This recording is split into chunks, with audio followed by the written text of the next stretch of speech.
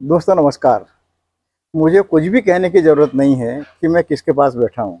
इनकी शक्ल सूरत और पहनावा सब कुछ कह देते हैं। फ़िलहाल मैं रतलाम के सजन प्रभा सभागार में बैठा हूँ, जहाँ पर जादूगर प्रिंस, मैजिशियन प्रिंस के शो चल रहे हैं और बड़ी मुश्किल से 2 शो के बीच में एक अंतराल में इनका वक्त निकाला है, बात करने के लिए है। और इनका समझ लीजिए इनका नुकसान ही कर रहा हूँ मैं। मैं अपनी ओर से कुछ कहूँ उसके बाद ज़्यादा अच्छा है कि इनके बारे में जानकारी इनसे लूँ और इनसे बात शुरू करूँ। उससे पहले आप सबसे निवेदन है कि यदि आप ठीक लगे तो मेरा चैनल सब्सक्राइब कीजिए, बैरागी की बातें। मेरा नाम तो आप जानते हैं, विष्णु बैरागी, और इस चैनल को सब्सक्राइब कीजिए, करवाइए और आज के इस वीडियो पे ज़रूर टिप्पणी कीजिए, क्योंकि जादूगरी की विधा हमारे देश में लुप्त होती जा रही है। लोगों का इसे समुचित प्रोत्साहन नहीं मिल रहा है, जबकि पीसी सरकार के नाम से पूरी दुनिया में भारतीय जादू को जाना जाता था। तो उसी विधा को ये जिस तरह से जिंदा रखने की कोशिश कर रहे हैं, तो आज की इस विधा के बारे में आपका अपना सोचना क्या है और इनकी कोशिशों पे आपका क्या सोचना है, टिप्पणी जरूर कीजिएगा। बहुत ज़्यादा मदद होगी आपकी। बहुत बहुत धन्यवाद। प्रिंस, हमारे दर्शकों से बात करने के लिए बहुत बहुत धन्यवाद। नमस्कार आपके सभी दर्शकों को। मैं रतलाम शहर के सभी ऑडियंस और आप देश दुनिया की जितने भी आपके सब्सक्राइबर हैं उनको सभी को मेरा दिल से नमस्कार। इससे पहले सरसरी बातें कर लेते हैं जो कि रस्मी होती है। जी कितने शो कर लिए अब तक? सर, मैंने लगभग 12,000 से ज़्यादा शो, 12,000 से ज़्यादा शो मैंने देश दुनिया में किए हैं। हिंदुस्तान का कौन सा इलाका घूमना बाकी है? हिंदुस्तान के जितने भी हिंदी भाषी राज्य जहाँ हिंदी जानी जाती है, बोली जाती है, वहाँ के सभी जगह हमारा शो हो चुका है।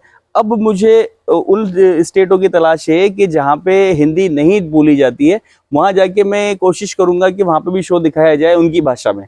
तो ये एक कोशिश है कि चुनौती है को कबूल करने की कोशिश है? ये नहीं सर, चुनौती कबूल करने की कोशिश नहीं। एक्चुअल में क्या, मैं अपनी कला को पूरे भारत देश में फैलाना चाहता हूँ। केवल और केवल लैंग्वेज प्रॉब्लम की वजह से हम लोग वहाँ नहीं पहुँच पाते। अब उनकी भाषा हमको आती नहीं, इंग्लिश उनको आती नहीं और हिंदी हमको नहीं उनकी भाषा हमको नहीं आती। तो एक जो मैजिक शो क्या होता है कि एक तालमेल वाली बात, ऑडियंस और मैजिशियन के बीच का जो संबंध होता है वो परफेक्ट होगा तो मैजिक में देखने में और दिखाने में दोनों में मजा आएगा। बराबर बराबर। यानी फिर भी पूछूं मैं, एक धंधा तो लेके बैठे हो, व्यवसाय है, व्यापार है। बिल्कुल बिल्कुल बिल्कुल। हिंदी भाषाओं में हिंदी भाषी जादूगर जी बात करने की कोशिश करे तो इसमें क्या नुकसान का खतरा नहीं है? नहीं नहीं, किसी प्रकार का कोई नुकसान नहीं सर। देश दुनिया के लोग इतने अच्छे, मैं आपको बताऊं, अपने मध्य प्रदेश में तो बहुत ही अच्छी बात है। बाकी मध्य प्रदेश के बाहर जब हम जाते हैं तो वहाँ का प्यार कुछ अलग हटके ही मिलता है।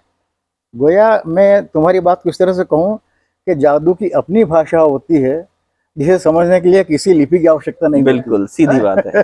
जादू दिल से दिल की बात करता है मेरे ख्याल से। बिल्कुल सर। कितने बरस से ये शो कर रहे हैं? 2009 से स्टार्ट किया था सर। लगभग मेरे ख्याल से 15 साल हो चुके हैं मुझे शो करते करते। और 7 साल की उम्र पे मैं स्टेज पे आ गया था। 9 साल की एज से मैंने अपने कमर्शियल एक्टिविटी चालू कर दी थी और 2009 से कंटिन्यू मैं मैजिक शो देश दुनिया में करता जा रहा हूँ। अभी तक मेरे लगभग मान के चलें आप 10 स्टेट से ज्यादा में शो हो चुके हैं।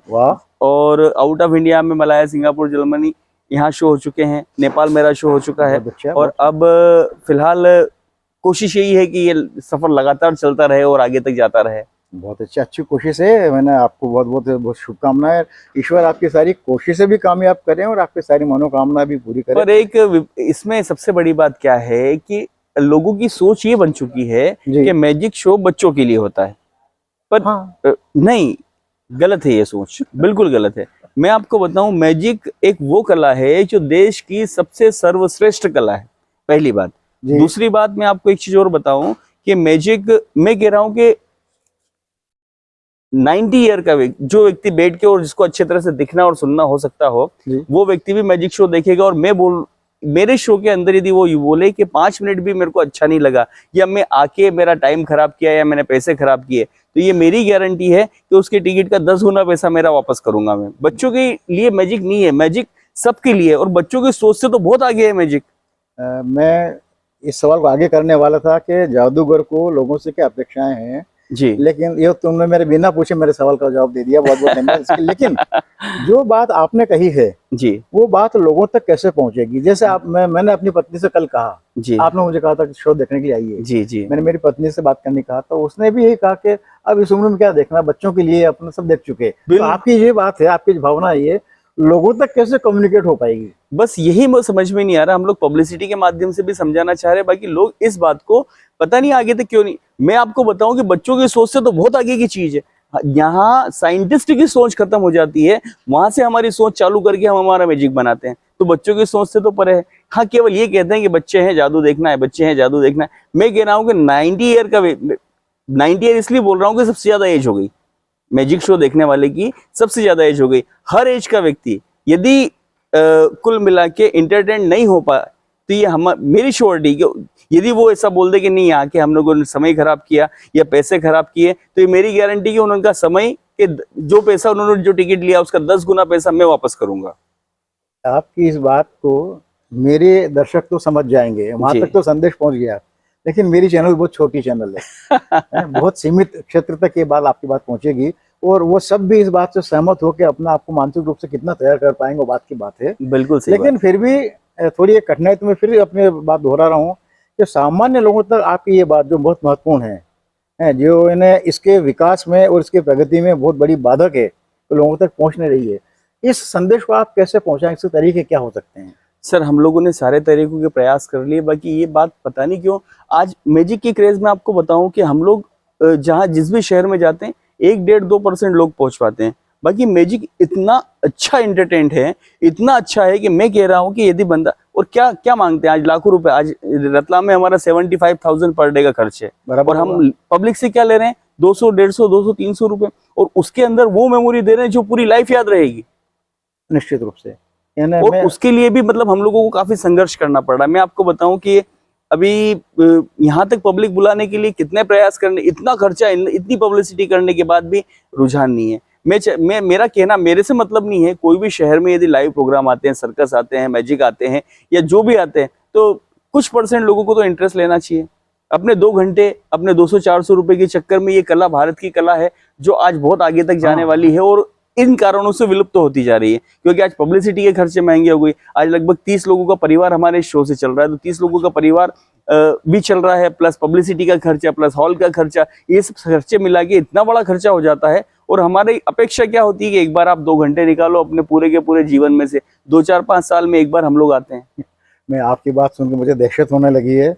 भगवान करे मेरी आशंका गलत हो और आप घाटे की दुकान नहीं चला रहे हो, भगवान करे। नहीं, घाटे की दुकान सर, साल भर में मुश्किल से, मैं आपको बताऊं, साल भर में यदि हम लोग 10 शो करते हैं, 10 जगह शो करते हैं, तो 10 में से 5 जगह तो हमको ये मान के चले कि पैसा मिलना ही नहीं है।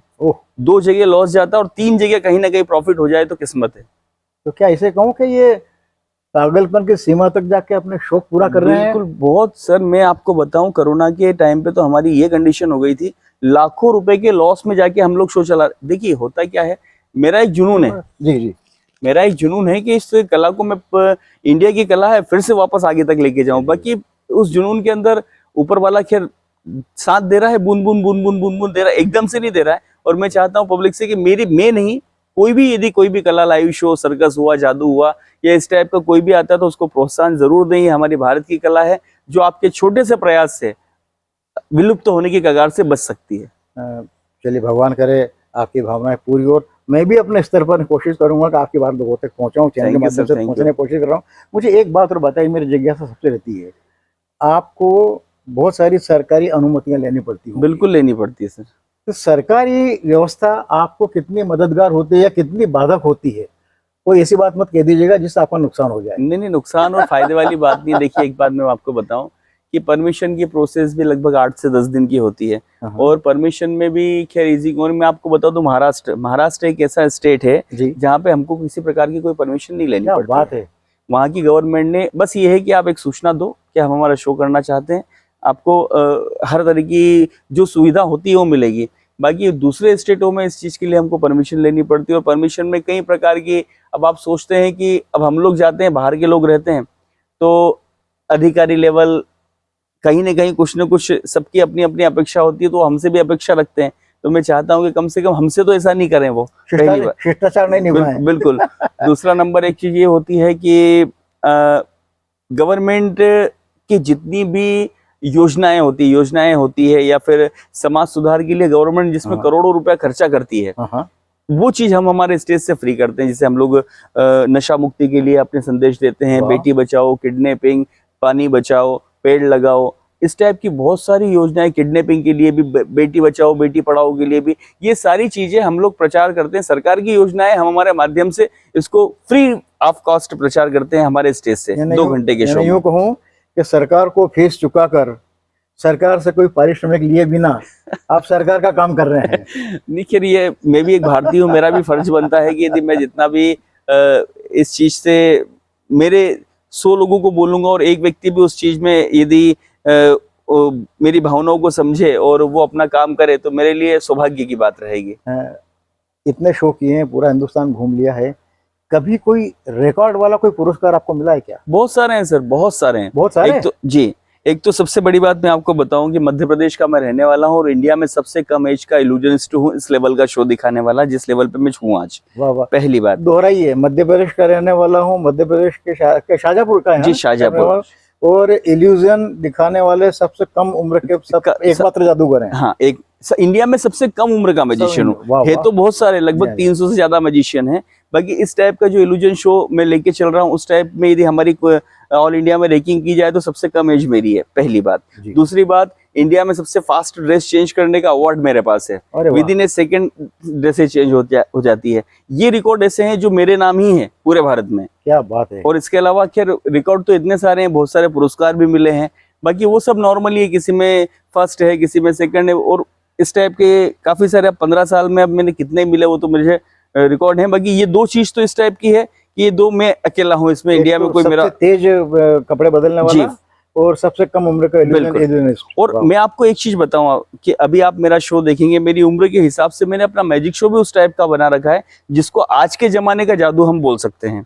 यदि आप जादूगर शब्द लेंगे या गूगल पे भी जादूगर डालेंगे तो वहाँ इमेज आएगी, बड़ी बड़ी पगड़ी, बहुत बड़े बाल, दाढ़ी, ये वो, मतलब एक इमेज ही जादूगर की उस टाइप की हमारे सामने बनाई गई बचपन से। पर यही इमेज है, बराबर ये इमेज है। पर आज में आप मेरा चेहरा देखिए, मेरे को देख के कहीं से कहीं तक ये लगता है कि जादू, मतलब मैं आज के जमाने का जादू है जिसको बोलते हैं 2.0, आज के जमाने का जादू पब्लिक को दिखा रहा हूँ। मतलब इतनी सारी लाइटें, इतने सारे dress effect, stage curtain, item, सब चीजें मैंने जो इस टाइप की बना रखी है ना, उसको बोल सकते हैं कि ये नया जमाने का, नई सदी का जादू है।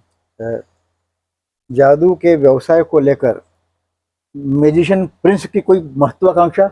सर ये व्यवसाय है, खैर मेरी एक जुनून है, मेरे पिताजी ने मुझे विरासत में कला दी है। और पिताजी ने विरासत में दी है? जी बिल्कुल। पिताजी का नाम क्या है? पिताजी श्री वी.डी. बैरागी जी मेरे पापा का नाम है। अरे वाह जी। मतलब ये एक तरह से उन्होंने लगभग 40 साल मैजिक किया है। और उसके बाद मध्य प्रदेश में कोई मैजिशियन नहीं था तो उन्होंने बोला कि बेटा, मैं ऑलरेडी जॉब में था, मेरा एक मंथ कुल मिला के कमर्शियल शो के टाइम पे जॉब में लग चुका था। रोचक सूचना है जी। तो शुरुआत जब हमने की इस चीज की तो उसमें मेरे हर की भूमिका होती है, मैं ये बनूंगा, मैं वो बनूंगा, मैं वो बनूंगा। पर मेरे पिताजी ने बोला कि यार ये मैजिक शो एक ऐसी कला है कि जिसको यदि विलुप्त तो हो गई तो खत्म, मध्य प्रदेश से खत्म, मध्य प्रदेश में कोई बचेगा ही नहीं, फिर बाहर के लोग आएंगे, दिखाएंगे यदि आए तो। हाँ। तो इसलिए फिर मैंने इसको जुनून बना लिया, बचपन से पापा के मैजिक देखते। और सबसे बड़ी बात है कि इस मैजिक की रोटी खा के हम बड़े हुए हैं, जिसको बोला जाए मैजिक के पैसे से ही हम पढ़े हैं। और मैजिक के पैसे से जिसको बोला जाता है ना कि मैजिक के पैसे से आज तक बड़ा हुआ हूँ, तो आज तक ही मैजिक की रोटी खा रहे हैं हम। प्रिंस की बातों से मैं 2 सूचनाएं निकाल रहा हूँ अपनी ओर से। जी।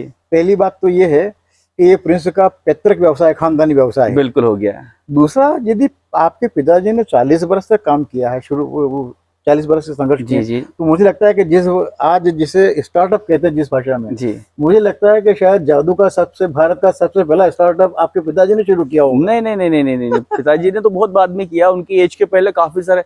सब जादू आज की कला नहीं, मैं आपको बताऊं। जी। और सबसे बड़ी बात, एक चीज आपको और बताऊं, आपको अच्छा लगेगा सुन के, कि जादू शब्द जो है ना वो अपनी भारतीय भाषा का है ही नहीं। जादू शब्द ही यूनानी भाषा का है। वाह वाह वाह। जिसको अब भारतीय भाषा में हम कहेंगे तो छू मंतर या टोना, पहली बात। छू मंतर खूब सुंदर। हाँ। और जादू आज से चला नहीं आ रहा है, जादू उस समय से चला आ रहा है जब मेरे ख्याल से राज्य रजवाड़ों का जो समय हुआ करता था, उस टाइम पे वहां पे जादूगर लोग आते थे सभा के बीच में अपना जादू का आइटम।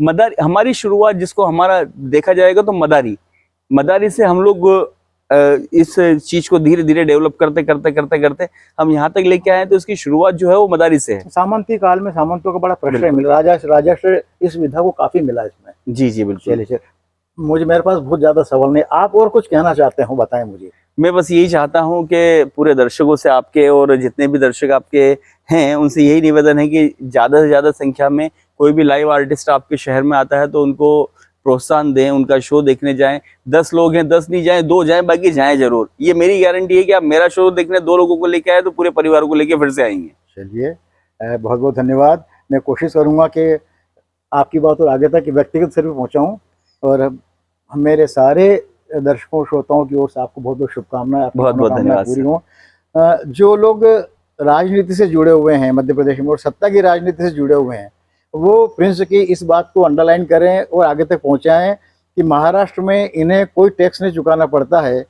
मध्य प्रदेश में भी वैसी स्थिति बनेगी तो लोक कलाओं को बड़ा प्रोत्साहन मिलेगा और ये बड़ी प्राचीन टैक्स तो मध्य प्रदेश में भी नहीं है, केवल परमिशन की प्रोसेस है। पर हाँ, तो वो उलझन तो है, वो हाँ, उलझन है। तो सरकारी दफ्तरों में चक्कर काटना है, मुझे खूब मालूम है। तो इसे इनके लिए दुश्वारियां पैदा नहीं करें, इनके लिए आसानियां पैदा करें और ये बहुत आसानी से सहजता पूर्वक प्रसन्नता पूर्वक अगली यात्रा कर सकें मध्य प्रदेश में। ऐसी कोशिश कीजिएगा।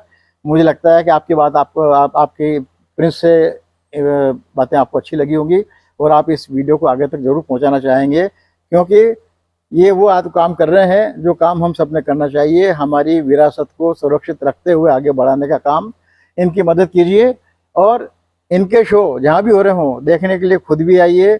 बच्चों को लेके मत आइए, बच्चों के बिना आइए और महसूस कीजिए कि ये शो केवल बच्चों के लिए नहीं है, जैसा कि प्रिंस ने कहा है। बहुत बहुत धन्यवाद आप सबको। प्रिंस, एक बार फिर से बहुत धन्यवाद सर। मेरा चैनल जरूर सब्सक्राइब कर लीजिएगा। नमस्कार, मैं विष्णु बैरागी।